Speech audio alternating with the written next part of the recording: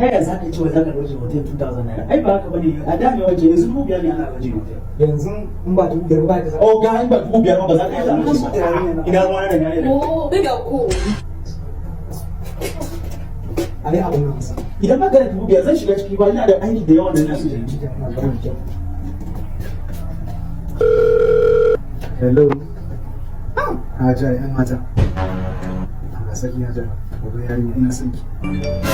wato a koda yaushe idan kina magana da musu yake kiran ka tunawa cewa kina magana ne saurayin da yafi kowa son ki a rayuwar zan ci gaba da son ki ba zan taɓa yin son ki ba Allah ya kara mun son ki Hajar